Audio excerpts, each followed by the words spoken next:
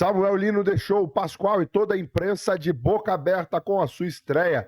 Ele já estreou, deu entrevista coletiva, bora acompanhar todo esse debate aqui. Já se inscreva no canal, aciona o sino, deixe seu like, simbora, sem muita enrolação. Vamos ouvir Samuel Lino, né? Ele jogou e foi tá virando moda no Brasil. O cara joga, mas é apresentado depois. Não é a primeira, hein? Já tivemos alguns. Fale!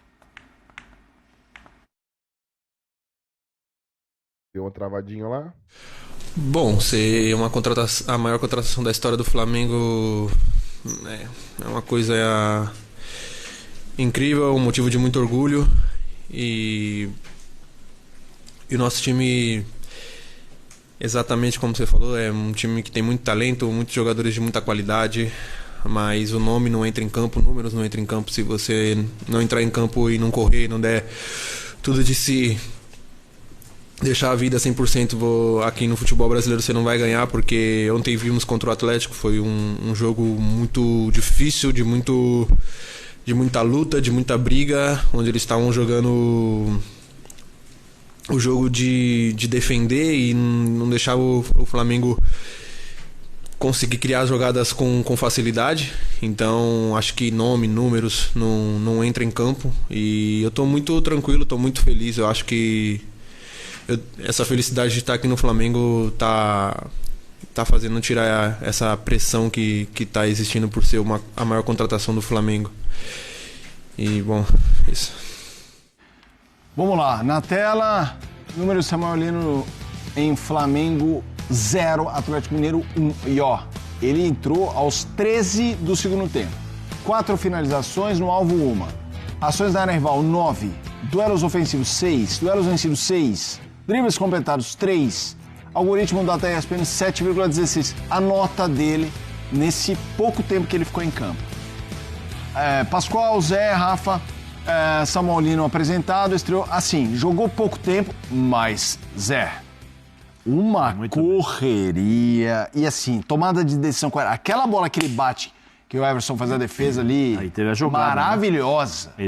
Ele dá o come em 2 jogadores, ele dá o corte em 2 jogadores, no Lianco e o outro, não sei qual é o lateral, se era o lateral ou o meio campista que estava chegando, ele ameaça, dá o corte aqui, ajeita o corpo e bate, e o Everson faz a defesa.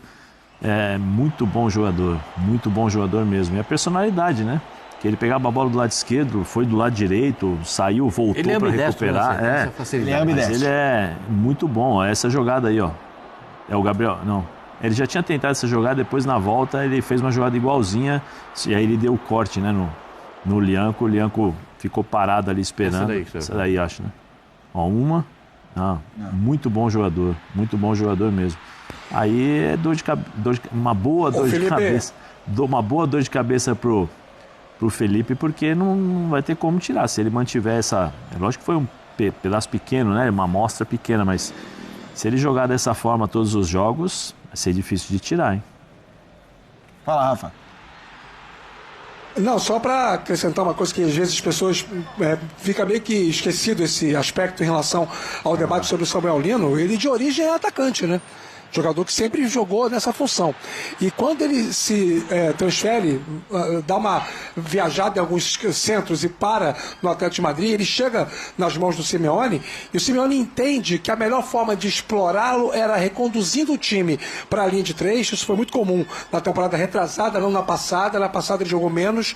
O Conor Gallagher, inglês, veio para o Atlético de Madrid nessa temporada passada e acabou ganhando aquela opção ali de ser titular pelo lado esquerdo. Isso modificou a configuração, inclusive, do time do Simeone, mas na temporada retrasada, ele era titular absoluto pelo lado esquerdo e fazendo toda essa liberdade para ser o cara que ataca a marcação do adversário, do outro lateral adversário. E muitas vezes, os times que enfrentavam o Atlético de Madrid tinham que dobrar a marcação. Tinha que alguém socorrer o ala ou o lateral oponente para poder tirar o espaço para o Samuel Lino fazer os dribles. Ele tem muito recurso. Eu não sei dizer, confesso meu desconhecimento mercadológico ao ponto de dizer quanto vale um jogador. Eu acho que o jogador vale aquilo que o mercado paga por ele. Ele é o reforço mais caro da história do Flamengo. Ele vale tudo isso? Não sei. Acho que o tempo vai dizer. Agora que ele é uma baita aquisição, eu não tenho dúvida. E a curtíssimo prazo, ele vai ultrapassar todos os seus concorrentes diretos, né? Como Michael, Cebolinha. Ele tem mais recursos do que esses. Mas tem o Bruno Henrique que joga nesse pedaço lá também. E o Bruno Henrique com o Pedro sempre deu samba, né? Sim. Sempre deu liga. Eu gosto muito do Samuel Lino. Como o Rafa fala que há 2 temporadas ele foi utilizado para correr os 105 metros do campo e fazia isso sorrindo, né? Fazia isso e força na marcação quando precisava e velocidade no contra-ataque quando precisava, drible, ele tem facilidade de bater com a esquerda, bater com a direita. Eu acho até que a perna direita dele é melhor do que a esquerda, mas ele usa as duas sem nenhum tipo de problema. A ideia é de aproveitamento mesmo no setor ofensivo por parte dele, né? Mas se precisar num jogo ou outro, o Flamengo precisar de uma dobra de lateral pelo lado esquerdo, ele vai voltar e vai dobrar com o lateral. Ele vai ajudar na marcação, sem nenhuma dificuldade, sem nenhum problema. Eu achei 22 milhões com mais 3, com possibilidades e tal. Acho que é um dinheiro assim, que a gente fica. É que o futebol propõe esse tipo de valor, né? Sim. A gente sempre vê um negócio desse. No Brasil, pouco, né? Mas assim. Se assusta com esse tipo de valor. Mas eu acho que é um jogador que chega. Daqueles que estrearam ontem, eu gostei mais do Samuel Lino. Isso que eu perguntar. É de maior impacto? Depois eu gostei do Saul. E por último do Emerson Royal. Essa é a minha relação dos 3. Os 3 entraram bem? Eu acho que eles cumpriram o que prometiam. O Emerson Royal dá para jogar melhor, porque o Emerson Royal ele precisa do físico. Ele precisa estar 100% fez o gol, fisicamente. Né, sim, foi na trave. Participaram. A jogada do Samuel Lino e ele entrando na área para aquela que bate na forquilha. O Saul, todo mundo sabe da qualidade que ele tem no passe. Né? Aí podem seguir. Ele abriu o jogo uma hora raio-x dos 3 ontem. Pro Samuel Lino, uma hora com a perna esquerda. Ele é bom jogador. O Emerson Royal, por isso que eu acho curioso. É que assim, os 3 não estavam 100%. Para começar, mas quando você vê o banco... Pelo tempo de jogo e por aquilo que eles fizeram... Você acha que devia ter começado? Por exemplo, tirando o Emerson Royal, que entrou no... Eu acho que o Emerson entrou 27, antes, né? 27. Mas assim, pelo tempo... Samuel, o Saul foi o último, 34. Pelo tempo de jogo que eles fizeram e pelo tempo de treinamento com o time, eu acho que eles foram muito bem. Sim. Muito bem. O Samuel Lino, pela individualidade... Samuel Lino fez um treino só. Pela individualidade dele, é impressionante o que o cara fez. O jogador bom chega e joga, né? Agora, vão pegar ritmo, vão entender mecanismos, conhecimento dos jogadores, porque daqui a pouco vai ter, no meio-campo, vai ter o Jorginho. O Saul vai jogar do jeito que jogou ontem, vai jogar um pouco mais atrás, junto com o Jorginho. No meio, o Luiz Araújo vai sair para entrar o Lino, vai ser o Bruno Henrique. Entendeu? Tem essas peças que precisam ser utilizadas. Pelo pouco que o Samuel Lino apresentou ontem, eu volto a falar aqui, é difícil de tirar. Difícil de tirar, porque qual o jogador que proporciona isso? O Cebolinha foi contratado para fazer isso, o Cebolinha até hoje não fez. E o Samuel Lino, em 15 minutos, fez tudo isso. Rafa, quero te ouvir sobre o trio, sobre os 3 jogadores que atuaram, um pouco do que eles fizeram, mas até expandindo o radar para o que você acha que é o papel dos 3, do Emerson Royal, do Saul e do Lino, até o fim do ano, nessa temporada 25. O jogador mais caro, que é o Samuel Lino, né, é jogar para jogar. E aí é problema do Felipe Luiz, né? Para conviver com a quantidade de opções que ele tem, principalmente pelo lado esquerdo. O Flamengo tem muita gente de meio e ataque que se posiciona mais do lado esquerdo do campo. E aí alguém vai acabar espirrando no final do ano. Muito difícil você manter todo mundo no grupo, são todos jogadores de mercado, competitivos. E a substituição, né, a superposição de peças, ela vai melhorando a qualidade do elenco, né? E o Samuel Lino chega para jogar porque ele é melhor que todos os outros que estão ocupando aquela mesma disputa, aquela mesma faixa de campo. Não consigo imaginar nada muito diferente disso. O Emerson Royal chega para jogar, o Wesley foi embora, achei a reposição muito boa, porque é um jogador de mercado, um jogador que tem experiência nas principais ligas do mundo, na Itália, na Espanha, na Inglaterra, chega para jogar e muito bem pontuou o Pascoal, precisa muito do físico, não sei, porque ele está em fim de temporada, voltando agora da Europa, qual vai ser o impacto disso imediato em relação a essa condição dele de jogo, mas ele vai ser titular do Flamengo. Mesmo que não esteja 100%, eu acho que ele vai jogar, a menos que o Varela continue com mais prestígio perante o Felipe Luiz. E o Saul, eu acho que o Saul cabe uma discussão boa, viu? Felipe, Pascoal e Zé Elias. O Saul consegue fazer mais de uma função no meio-campo. Vocês lembram qual foi o último jogador que o Flamengo contratou antes do Jorginho, que sabia fazer mais de uma função no meio-campo? Eu respondo, De La Cruz, que ninguém sabe quando vai jogar. Ninguém sabe nem se vai jogar. Não tá com né? o cara, Então, o Saul chega para isso, para fazer esse papel ali pelo lado direito. Em alguns jogos, ele vai ser o segundo homem, fazendo ali uma dupla de volantes com o Jorginho. Em outros casos, ele vai ser um terceiro homem, quando o Flamengo tiver uma formação um pouco mais compacta para jogos de mais exigência, de controle de posse de bola. Mas ele vai ser aquilo ali, ó, vai jogar uma função ou na outra, o máximo possível perto da área, mas sem deixar de ter também as suas atribuições defensivas. E eu acho que é esse jogador que pode, em termos de dinâmica, fazer o Flamengo performar coletivamente como performava nos tempos do Gerson.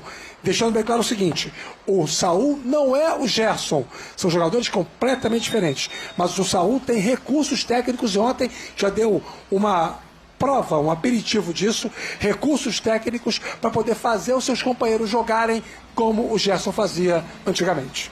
Seguinte, no fim de semana, vamos migrar agora a discussão para o brasileiro. O Flamengo visita o Ceará. Deixa eu primeiro pegar aqui a classificação, né? O Flamengo tem 36 com um jogo a menos que o Cruzeiro, que tem 34, e aí o Palmeiras tem 32. O Palmeiras tem 2 jogos a menos que o Cruzeiro e 1 jogo a menos do que o Flamengo.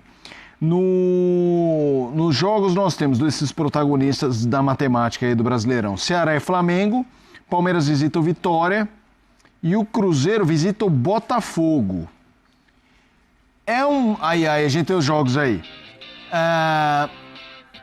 Vocês diriam que... Porque nesse momento, na matemática, a disputa pela ponta é Flamengo e Cruzeiro. Matematicamente, nessa rodada, embora pelos pontos perdidos, o Palmeiras está nessa briga. O Palmeiras tem 2 jogos a menos que o Cruzeiro e 1 a menos que o Flamengo. Vocês apostam em quem virando esse fim de semana à frente? O Flamengo ou o Cruzeiro? Pelo jogo... e incluindo o Palmeiras, quem tem o jogo mais fácil? Falar do Cruzeiro, que era o jogo que o Cruzeiro pimba. Flamengo... Eu acho que o Flamengo continua. O Cruzeiro contra o Botafogo mais difícil. Mais difícil. Bem mais difícil. O Cruzeiro foi jogar contra o Ceará, a gente imaginava que o Cruzeiro fosse ganhar, né? E com o CRB na Copa do Brasil. E aí tem uma derrota e um empate. É isso. São 2 jogos sem vencer. 3 jogos sem vencer. Com o Corinthians. Com o Corinthians também. Aliás, contra o Corinthians foi o pior jogo que eu vi do Cruzeiro. Sim. Longe. Mas ao menos fora contra o Corinthians, até o resultado. Mas em casa, quando o cara tomar virada e empatar com o CRB... E eu acho que aí tem que dar uma... mas eu acho que vai voltar todo mundo já nesse final de semana. Mas né? você acha que o Flamengo sai à frente na matemática? Mantém a ponta? Matematicamente, sim. O Palmeiras tem um adversário, Vitória. Vai jogar fora de casa, mas o Vitória descansou, né? O Vitória ficou confortavelmente, né? É bom lembrar... Desculpa. Pode falar. Não, eu queria falar assim, eu acho que o Palmeiras precisa... O Abel está com alguns problemas para entender determinadas situações, porque antes ele tinha o Estevão e tinha o Richard Rios, que no meio-campo os dois criavam situações que muitas vezes proporcionavam uma maior facilidade para o Palmeiras. Hoje o time do Palmeiras, por exemplo, se precisar velocidade... Show demais, rapaziada. Vamos começar a falar de Campeonato Brasileiro. Vamos falar bastante aqui de outros times também, mas deu para ter uma noção aqui do que eles falaram, do que o Samuel Lino pode agregar para o Flamengo, né? O jogo realmente entrou ontem na partida e mudou o jogo completamente, né? Mudou o jogo completamente. Uma notícia boa aí pro Flamengo, pro Felipe Luiz, né? O Flamengo que enfrenta aí o Ceará fora de casa pelo Campeonato Brasileiro, e como o foco a gente espera nada mais nada menos do que uma vitória do Flamengo contra o Ceará, por mais que seja de fora de casa, por mais que o Ceará venha aí de 2 ou 3 vitórias seguidas, venceu o Cruzeiro fora de casa, mas mesmo assim o Flamengo tem um elenco absurdo. Só de imaginar que ontem, assim, vou ser sincero, o Atlético ganhou o jogo, mas o Flamengo forçasse um pouquinho, ganhava. Tivesse um pouquinho mais de concentração, levando o jogo com um pouco mais de seriedade, né? Se tivesse aquela mobilização, o Flamengo ganhava o jogo. O Flamengo não perdia daquele jogo de ontem, mas o Flamengo tem um elenco absurdo. Você pensar que tem Jorge, ontem tava Jorginho no banco, Alexandre no banco, Ayrton Lucas veio do banco, né? Então, uma diferença absurda do Flamengo, né? Bom, jornais espanhóis elogiando aí a atuação do Jorginho, né? Tá aqui, ó. Intenso e ousado, rapaz. Olha só, hein? O ex-jogador do Atlético de Madrid foi escalado pela ponta esquerda com liberdade para aparecer nas áreas de ataque. Ele mostrou ser intenso, com vontade de participar e ousado nos momentos finais. Teria marcado um gol soberbo se não fosse aí a defesa de Everson aos 85 minutos. Realmente, hein? Chamou para dançar ali o jogador, deixou para trás, deu come nenhum ali. O Everson foi lá no cantinho e tirou a bola.